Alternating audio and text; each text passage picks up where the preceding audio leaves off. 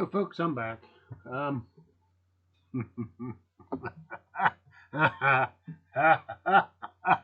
Welcome to the Democratic Socialist State of Maryland, ladies and gentlemen. Um, as the Maryland legislature goes through its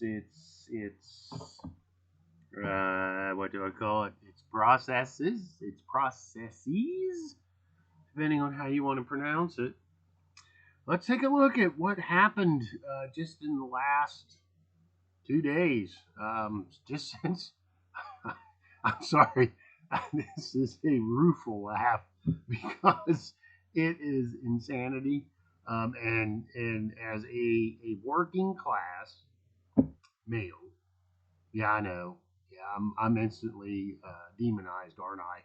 Not only that, but I'm white. Not only that, but I'm Christian. I am like the worst of the worst when it comes to these people and their viewpoint. Probably, if they could, they would cut my throat in the middle of the night and end me. But anyway, let's take a look at what the headlines are here. This is, of course, from the site Maryland Matters, which does a good job of covering what's going on in the Maryland legislature and what's happening and what's being perpetrated upon the people. So let's see. So we have a bill introduced that would allow undocumented immigrants, in other words, criminal illegals. These people broke the law, crossed our border, and made it to Maryland somehow. Now, that's a topic for an entirely different video, which I don't really want to go into, but they're not undocumented. They're criminal immigrants. They broke the law to get into the country.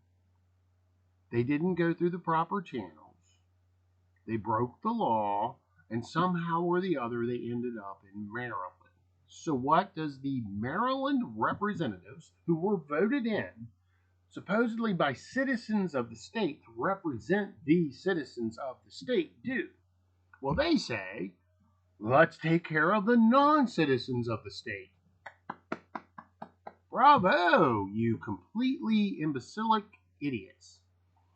So they introduced a bill to allow these illegal immigrants to purchase healthcare coverage from the state's insurance marketplace. And we have the delegate Bonnie Collison, who is, of course, a Democrat from Montgomery County, sponsored it. And it passed on party lines. Again, you have the Democrats versus the Republicans. I'm not going to get into that right now. But at least the Republicans did stand up against it and voted against it.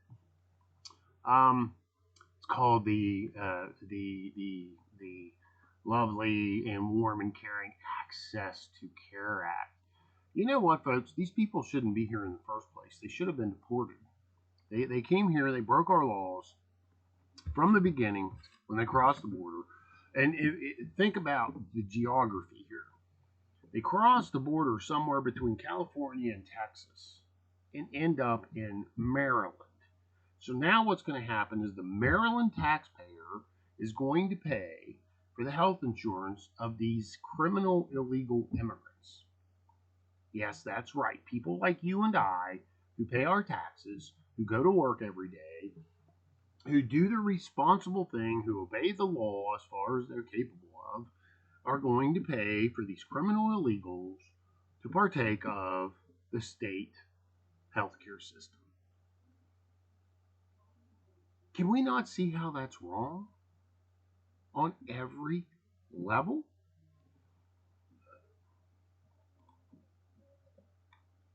And it says the discussions on the floor got heated. Well, I would hope so, because this is absolutely outrageous. Outrageous. Frankly, me as a taxpayer, I'm tired of everyone sucking down the taxpayers' dollars, and I get nothing for it. Rather, I just get more taxes, which we'll get to. Hold on. We'll get to that. I try to do what's right. I try to do I pay my bills. I work in order to maintain my household and to provide. Frankly, I provide for 3 households right now, if not 4, through my own generosity, my own energy, my own work ethic, which I was taught by my father. But here we go. These people who snuck across our border, who criminally trespassed, who ended up in Maryland, are now going to get rewarded by these morons in the Maryland legislature who want to encourage it. And that's just one thing. And of course, then they come out and they say, this is going to save us a lot of money. Well, how's it exactly going to save us a lot of money? How?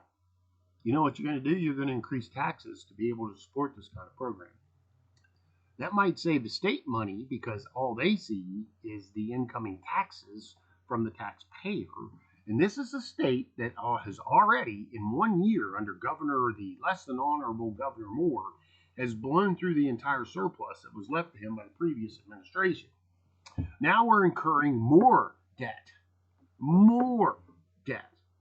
And we think it's okay? These people shouldn't be here in the first place. That's a failure on the federal level, number one. Or number two, it's a failure on the state level that rather than rounding them up and sending them back, and I know, some of you will be like, oh, that's just so inhumane.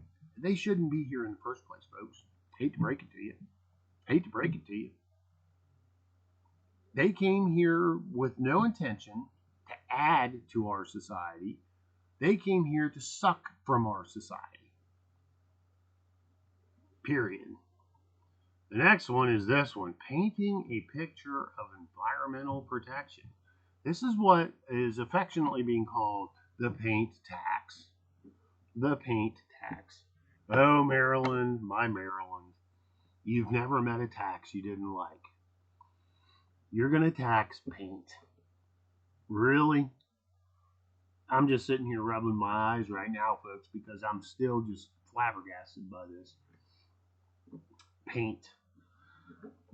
This guy, and he's a Republican, Senator Chris West from Baltimore, Carroll County, says his wife puts so much pressure on me every 4 or 5 years to purchase 2 gallons of paint to paint a room in their house. The problem, he said, is that all the unused paint containers are left in his basement and remain there for long periods of time. Senator West, that's your fault. You can dispose of these things in a good way. The problem is that you won't. The problem is that you have no personal responsibility for this. You bought the paint, dispose of it. I myself in my own household have several cans of paint that have been here for 3+ years. But guess what? Occasionally I get them out and I use them, and you know what? They still work. And this is 3 years ongoing. We do touch-ups all the time with these paint cans. And they work. They match the tone of the wall. They're usable. And this is 4 years ongoing. But yet, because he says this, the problem, he said, is that all the unused paint containers are left in his basement and remain there for long periods of time. And so he serves as a co-sponsor with Senator Benjamin Brooks, the Democrat from Baltimore County, on Senate Bill 325, a paint stewardship measure. Oh, doesn't that sound noble? Paint stewardship measure. What does that exactly mean? The state, I even go on. It's not funny. This is rueful laughter. A paint stewardship measure? And then I'm told by the liberals that we can't enforce moral issues via the legislature and the law, but yet I'm told I need to be a better paint steward? So what's it doing? Back to this. It would require a producer, distributor, or retailer of architectural paint to participate in a paint recycling program, which is going to be managed by the ever present Maryland Department of the Environment. And then they go through and they define all these things. I'm not going to dive into these different things. They start talking about fund expenditures 70,000, which in Maryland's really a drop in the bucket, and then it would decrease. Nothing the state does ever decreases, ladies and gentlemen. Nothing it does ever decreases. So then here's West, who is a Republican, by the way. I'll quote him. Most of my constituents don't like paying taxes because they figure more money is going to be wasted, West said. Fees are something different. Okay, Mr. West, stop. A fee is a tax. Mr. West, do you even hear yourself when you talk? You're charging a fee, which is a tax that goes to the state. It's a tax. You're taxing paint, people. Fees are something different. For a program where you pay a fee, you can see that the program is actually accomplishing something. I don't think my constituents are upset with that. Well, I'm not your constituent because I didn't vote for you in Baltimore or Carroll County, but Senator West, you're a moron. A fee. A fee. A fee is a tax, Mr. West. Good. Well, how did we even get to this point, ladies and gentlemen? Our ancestors threw the Boston Tea Party because of tea tax. They revolted and rebelled against Great Britain because of taxes. And yet here we sit, being told this kind of nonsense by our political leaders, and you all just sit out there and you just do your thing, you just keep going. So what's going to happen with this? Well, let's go back, because there are things you can research and you can read, and if you didn't want to do it yourself, I did it for you. Here's the Department of Legislative Services, Fiscal and Policy Notes for Senate Bill 325, which is the bill for architectural paint sold at retail in the state, or a representative organization acting on behalf of a producer. So what's going to happen? Well, you can read all through this yourself. They're going to have to hire somebody in the state to run this program, to manage it and do all that, which is going to cost them around approximately, they said $50-some thousand, but that doesn't include healthcare costs, which is going to raise it up to around $70,000, which is going to do away with that initial original fee. See, here is the contractual position one. Who's going to govern it? Here's the salary and fringe benefits, which is $57,725. The operating expenses are $12,487, which I'm sure is under what really is going to be done. And then you have the total fiscal year 2026 MDE expenditures at $70,212. And again, as it says, this estimate does not include any health insurance costs that could be incurred for specific contractual employees under the state's implementation of the Federal Patient Protection and Affordable Care Act. So you can add health care to that $57,000. And already, they're lying, because this is going to cost more than $70,000, period. It's going to cost more. Not only that, you have salary increases, and you have employee turnover, as well as annual increases in ongoing operating expenses, including travel, because this person's going to be traveling around the state as, I guess, what you would call the paint fee representative or whatever. What's it going to do to business? Small business effect right here. Let's see if I can get this to highlight. There you go. The bill results in potentially significant additional operational responsibilities for producers, retailers, and distributors of architectural paint in the state. They are required to 1. Add a paint stewardship assessment to the cost of all architectural paint sold. Paint tax. 2. Account for those assessments. In other words, they have to have somebody on staff who's going to monitor and track these assessments and remit them to the representative organization, which I'm guessing is the Maryland Department of Environment.